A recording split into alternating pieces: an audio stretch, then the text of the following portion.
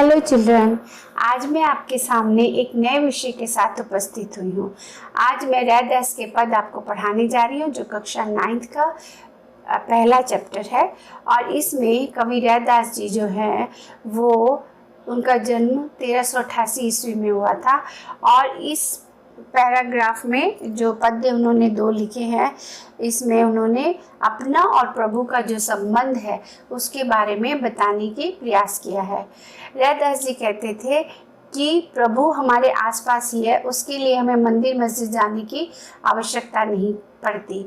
इनकी एक कविता की पंक्ति बहुत ही फेमस हुई पद्य की मन चंगा तो कठौती में गंगा। इसका तात्पर्य ये है कि ये कहते हैं कि अगर मन आपका पवित्र है तो जो बर्तन में भी पानी रखा तो उसमें भी आप गंगा के दर्शन कर सकते हो। रैदास जी छोटी जाति के थे, जाति के चमार थे और ये चमड़े का जब काम करते थे तो इनके पास एक पानी का बर्तन रहता था जिसमें यह अपने औजार को डिप करके चमड़े को काटते थे। तो इनका तात्पर्य ये था कि अगर ईश्वर जो है वो हमारे आसपास ही रहते हैं, हमें उन्हें बाहर ढूंढने नहीं जाना पड़ता। इनकी अब आइए हम कविता की पद्य की पंक्तियों का व्याख्या समझते हैं। अब कैसे छूटे राम नाम रट लागी, प्रभु जी तुम चंदन हम पानी, जाकी अंग अंग बास समानी। इस पद में कवि कहते हैं कि हे ईश्वर, मैं आपसे इस तरह से जुड़ चुका हूँ, मैं आपके बगैर नहीं रह सकता हूँ। जिस तरह प्रभु जी, जिस तरह अगर आप चंदन हैं तो आपका ये भक्त पानी है। कवि कहते हैं कि जिस तरह चंदन की सुगंध पानी के बूंद बूंद में समा जाती है, उसी प्रकार प्रभु की भक्ति मेरे अंग अंग में समा चुकी है। दूसरी पंक्ति में कहते हैं, प्रभु जी तुम घन बन हम मोरा, जैसे चितवत चंद सकोरा।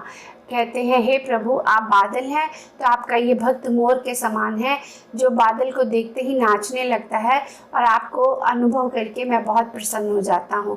और फिर वो अपनी तुलना उस चकोर पक्षी के समान करते हैं जो चांद को देखकर बहुत ही प्रसन्न हो जाता है और अपनी बिना पल के झपकाए चांद को देखता रहता है। उसी तरह ये कहते हैं हे प्रभु जी मैं भी आपको हमेशा स्मरण करता रहता हूँ। तीसरा उदाहरण देते हुए कहते हैं, प्रभु जी तुम दीपक हम बाती, जाकी ज्योत बरे दिन राती। रैदास जी कहते हैं प्रभु मैं आपके साथ इस तरह से जुड़ा हूँ जैसे दीपक और बाती एक दूसरे का बगैर मायने नहीं रखते हैं और वो ज्योति जो है पूरा दिन दीपक के साथ जलती रहती है। इसी तरह प्रभु जी मैं रात दिन आपके स्मरण में जलता रहता हूँ, आपको याद करता रहता हूँ। अगली पंक्ति में कहते हैं, प्रभु जी तुम मोती हम धागा, जैसे सोने मिलत सुहागा। कहते हैं प्रभु जी हे प्रभु यदि आप मोती हैं तो आपका ये भक्त जो है धागे के समान है जिसमें मोती पिरोए जाते हैं। इसका असर ऐसा होता है जैसे सोने में सुहागा यदि मिला के सोने को चमकाया जाता है, उसी तरह मोती को अगर हम धागे में पिरो लेते हैं तो उसकी सुंदरता बढ़ जाती है और सोने पर सुहागे का पाउडर लगाते हैं तो उसकी सुंदरता बढ़ जाती है। तो आपके साथ स्वामी ये भक्त जो है जब जुड़ जाता है, आपके स्मरण में हो जाता है तो इसकी भी आभा कांतिमय हो जाती है और आपका ये भक्त, मैं आपका दास हूँ प्रभु, इसलिए आप मुझे हमेशा याद आते हैं। उसके बाद ये बोलते हैं, दूसरे पद्य में बोलते हैं, हे ईश्वर ऐसी लाल तुझ बिन कौन करे, गरीब निवाज गुसाई मेरे माथे छत्र धरे। ये कहते हैं हे प्रभु, इस पद में कवि भगवान की महिमा का वर्णन करते हैं। कवि कहते हैं हे मेरे स्वामी तुझ बिन मेरा कोई नहीं है। आप अपने आराध्य को अपना सब कुछ ये मानते हैं।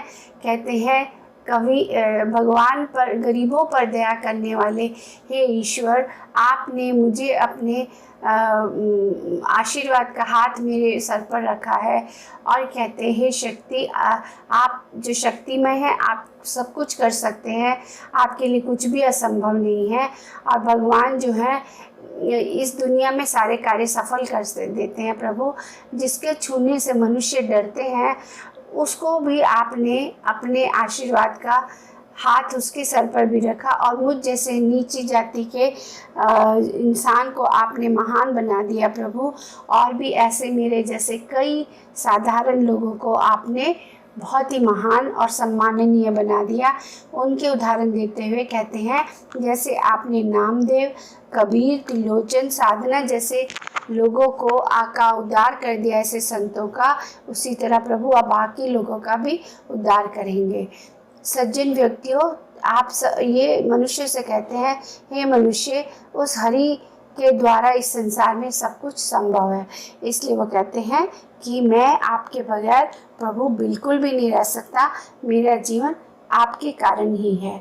मुझे उम्मीद है ये कविता के दोनों पद्य आपको अच्छे से समझ में आए होंगे। मैं फिर मिलूंगी एक नए विषय के साथ। धन्यवाद। शुभ दिन।